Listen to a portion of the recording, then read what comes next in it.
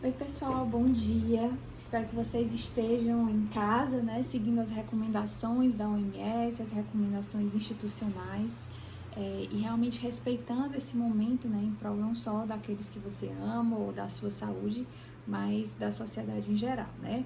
E aí esse tempo de crise requer também esforços conjuntos, requer a adoção de algumas medidas excepcionais e é por isso que estamos aqui tendo essa aula desse modo virtual, né? Mas já me coloco à disposição, além dos vídeos que eu vou estabelecer, que eu vou colocar aqui no Unifor Online, você pode tirar as dúvidas via torpedo ou mesmo responder, tá? A esse post que eu vou colocar com esse vídeo. E eu responderei assim que possível para sanar alguma dúvida eventual que tenha ficado aí com você, certo? Em relação às provas, vou postar as notas todas em relação a V1, né? E qualquer problema referente à nota, a algum erro na correção, etc., fica para quando a gente retornar pessoalmente, certo? Bom, hoje a gente vai dar início à unidade 2, separação dos poderes, certo? Vocês têm no ambiente virtual de vocês, né, naquele ambiente aulas, vídeos complementares, que é importante que vocês vejam também, um mapa mental, porque é bom você dar uma estudada depois de assistir aos meus vídeos e assistir aos vídeos que tem lá nesse ambiente virtual. E quando a gente retornar, a gente continua a discutir esse tema e caminha com a matéria, tá? Bom, em relação à separação dos poderes, o livro indicado para estudar esse capítulo é o do Paulo Bonavides, Ciência Política, tá? Tem um capítulo específico sobre separação dos poderes que me parece ser muito bom, o suficiente para o estudo nesse primeiro semestre. E é a apostila 2, né? Vocês não vão ter acesso agora, mas quando vocês puderem ir lá na Unifor, vocês podem adquirir já a apostila 2, que vai começar com esse texto sobre separação dos poderes do Paulo Bonavides, tá? Eu não tenho lousa, então eu não tenho como anotar para vocês aqui os tópicos, né? Mas vou falando para vocês, se vocês estiverem aí com caneta, caderno, estiverem aí com o seu computador e quiserem fazer as anotações, conforme eu for explicando, eu vou pontuando para vocês como se eu estivesse em sala de aula escrevendo na lousa, tá? Então, vou começar o tópico 1 da unidade 2, separação dos poderes, seria o surgimento da teoria, tá? Onde foi, quando foi que surgiu a teoria da separação dos poderes? E aí, muito provavelmente, você vai me dar a resposta que foi em Montesquieu, né? De fato, ele foi o grande teórico pensador da separação, mas a história ela começa um pouquinho antes. Na verdade, desde Aristóteles, lá na Grécia Antiga, nós temos, digamos assim, os primórdios ou as raízes da teoria da separação dos poderes, que ficou depois tão conhecida como Montesquieu, né? Bom, Aristóteles, lá na época da Grécia Antiga, já havia notado que haviam 3 funções principais. Ele não disse do Estado, né? Ele não falou em funções estatais porque nem havia o conceito de Estado ainda, né? Como nós já vimos, o conceito de Estado ele foi surgir com Maquiavel em 1513, né? Lá no século XVI, mas Aristóteles ele já identificou que haviam 3 funções administrativas essenciais. A função de fazer leis, certo? A função legislativa, a função de julgar os casos, os conflitos sociais e a função de administrar, de governar propriamente dita, né? Então, Montesquieu, ele não tira a sua teoria do nada, né?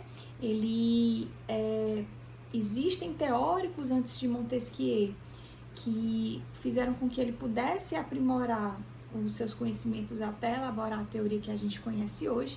E como eu disse, isso começa com Aristóteles, tá certo? Lá na Grécia Antiga. Mas veja, Aristóteles não falou em poderes, tá certo? Aristóteles não falou em Estado ou em funções do Estado. Ele apenas identificou que havia 3 funções administrativas essenciais. a função de legislar, a função de julgar e a função de executar, de administrar a coisa pública, tá? E aí, passando para o tópico 2, em relação à doutrina da separação dos poderes em Montesquieu, certo? Esse seria o título do tópico 2, a doutrina da separação dos poderes em Montesquieu. E aí, para a gente entender a separação dos poderes, a gente precisa voltar para o contexto histórico onde Montesquieu estava inserido, né? Se você lembrar, Montesquieu é ali do século XVII e era naquele contexto da primeira fase do Estado moderno. Lembra que a gente viu que havia um Estado absolutista, havia os poderes concentrados nas mãos do monarca, que tinha poderes absolutos, que tinha poderes ilimitados, e começou a haver um movimento filosófico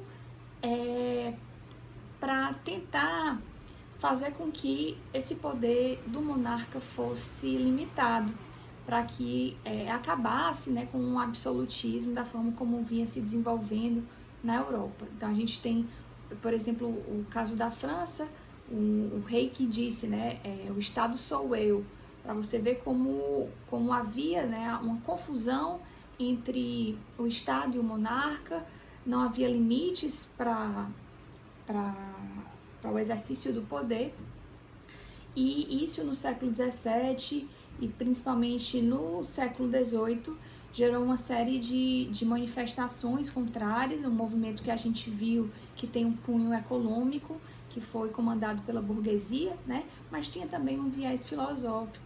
Os contratualistas, os iluministas foram autores que nesse período começaram a pensar, entre eles Montesquieu, né?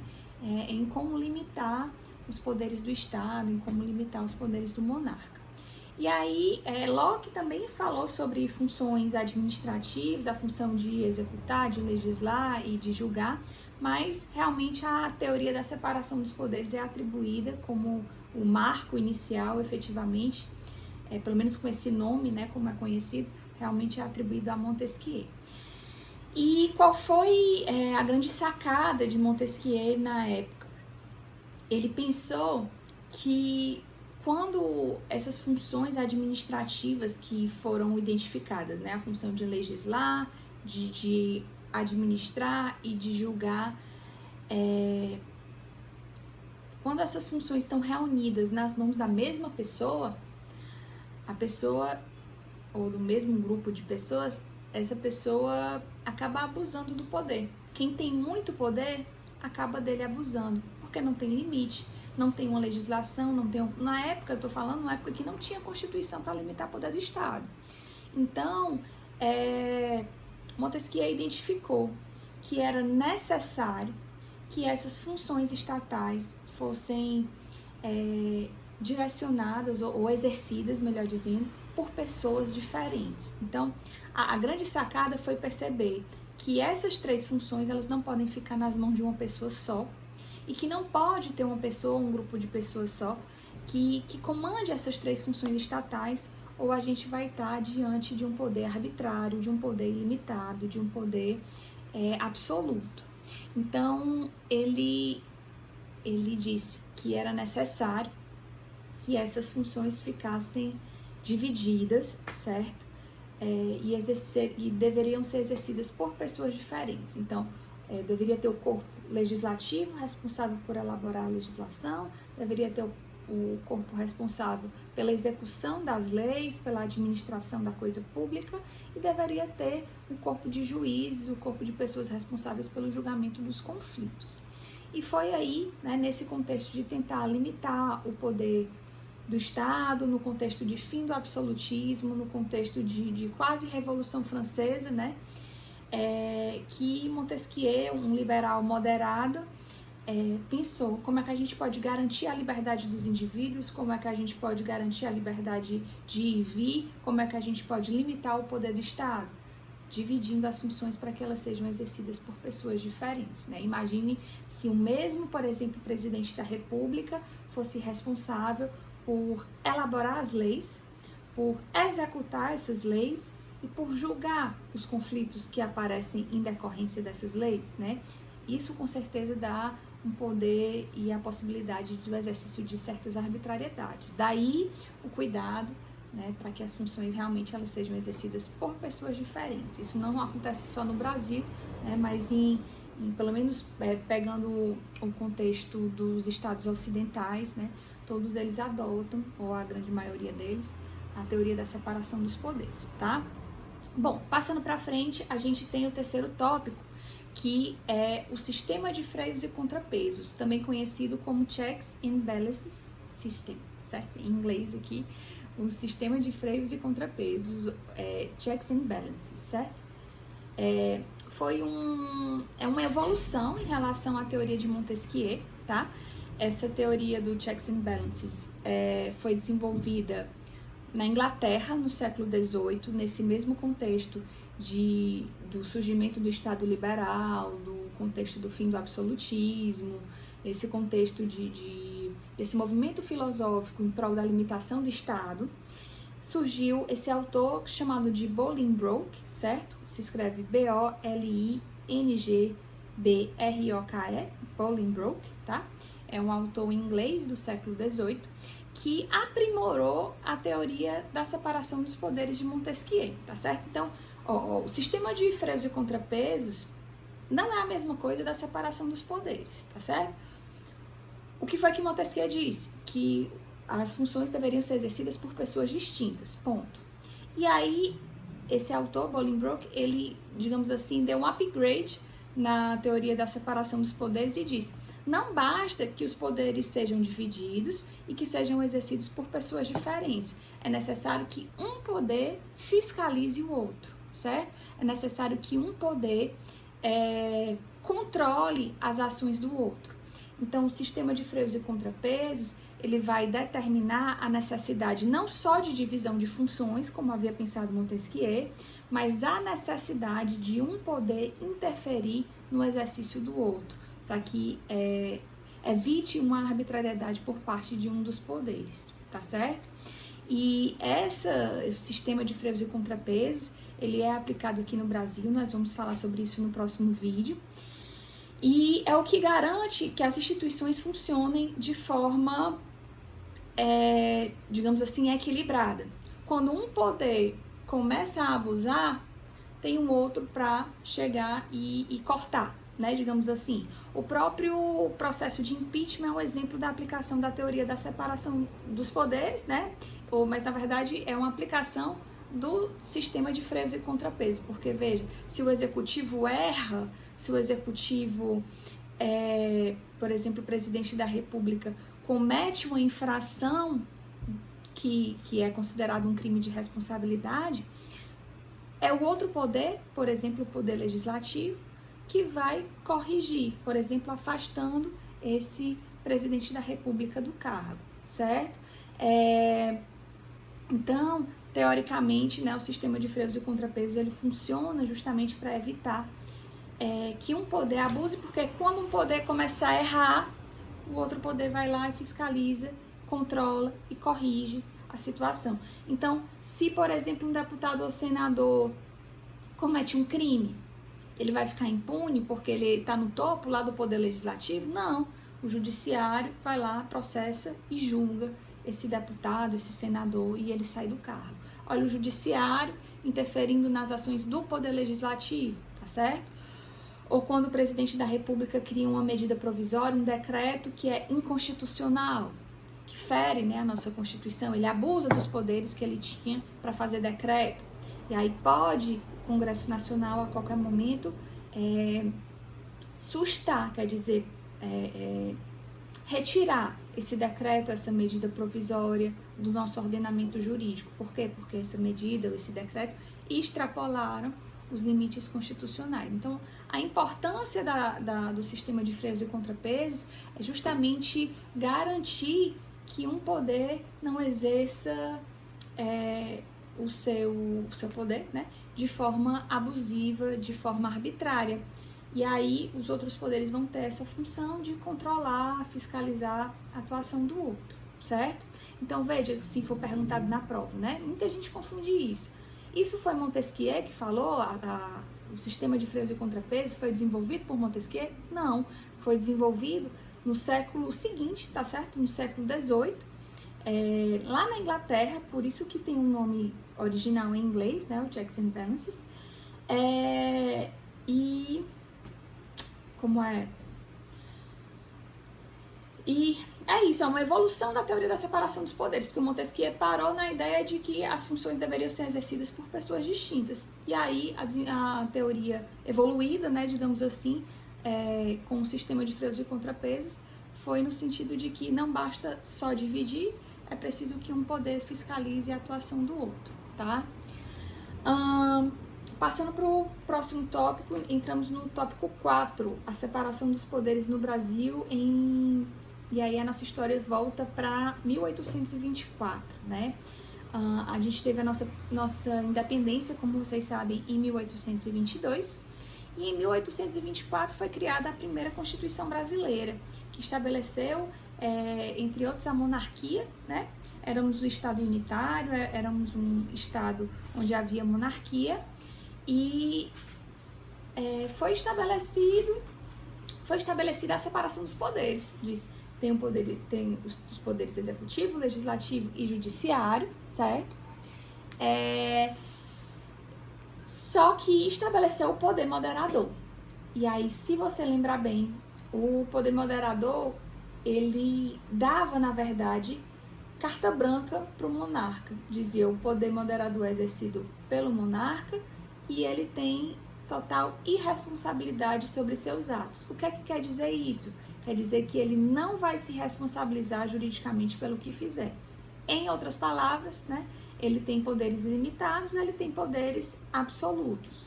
Então, quando eu falo em irresponsabilidade, gente, eu não estou querendo falar no sentido comum, que a gente diz, fulano é irresponsável e tal. Não, não é isso que eu estou falando, não. Quando eu digo que o poder moderador conferia irresponsabilidade ao monarca, é no sentido de que o monarca não sofria as consequências pelos seus atos. Então, se o monarca errasse, não havia nada que os outros poderes pudessem fazer. O monarca não poderia sair do cargo, o monarca não poderia sofrer impeachment, o monarca não poderia sofrer nenhum tipo de sanção se abusasse do poder, se errasse, se fosse arbitrário, né? Ou seja, a separação dos poderes aqui no Brasil, em 1824, ela ficou, digamos assim, desvirtuada, né? A função da separação dos poderes perdeu sentido, já que, embora houvesse realmente a distinção dos poderes e eles fossem exercidos por pessoas diferentes, havia um poder que estava acima dos outros três e que era absolutamente ilimitado e arbitrário, né?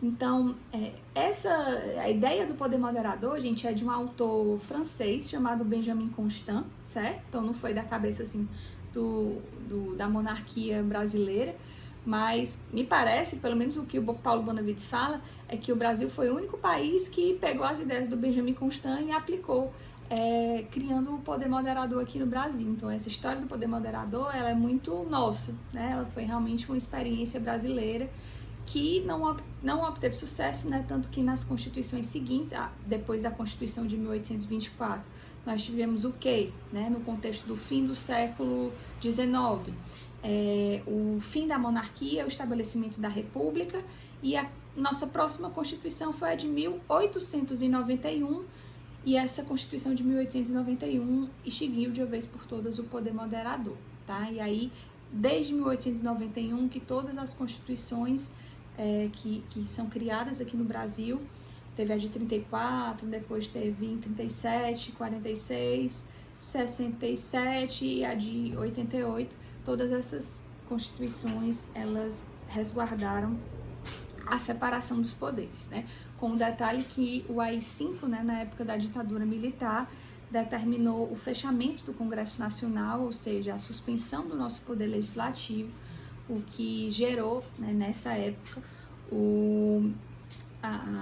a fase mais autoritária, né, da ditadura militar. Então, veja que em momentos em que não há Congresso Nacional, em momentos que não há separação dos poderes ou sistema de freios e contrapesos, é quando o Estado se torna mais autoritário, né? Isso a história demonstra de forma muito clara. Bom, e para a gente encerrar o quinto tópico, a separação dos poderes na Constituição de 1988, né? Nós tivemos um momento de redemocratização do Brasil e a nossa Constituição atual, considerada inclusive como a Constituição Cidadã, né? Ela veio no momento pós-ditadura, no momento pós-AI-5, né? Então, no fim da década de 70, foi estabelecido esse ato institucional que suspendeu as atividades do Congresso Nacional, né? Fechou o Congresso Nacional e aí o Poder Executivo tomou para si a atividade legislativa, né? Isso gera, com certeza, um aumento do poder ao Executivo e a possibilidade de alguns tipos de arbitrariedades. E isso foi extinto, né? Com a Constituição de 88, nós voltamos para o estabelecimento dos 3 poderes que devem ser exercidos de forma harmônica, de forma independente. Tá lá no artigo 2º da Constituição, quem tiver interesse, o artigo 2º da nossa Constituição é o que estabelece a separação dos poderes, e ao longo da Constituição, vocês vão estudar em Direito Constitucional, nós temos as funções, as atribuições de cada um desses 3 poderes, tá? Então, pessoal, por enquanto é isso. Daqui a pouco eu volto com mais um vídeo para a gente continuar essa discussão sobre separação dos poderes e sistema de freios e contrapesos, tá? Boa tarde e até mais.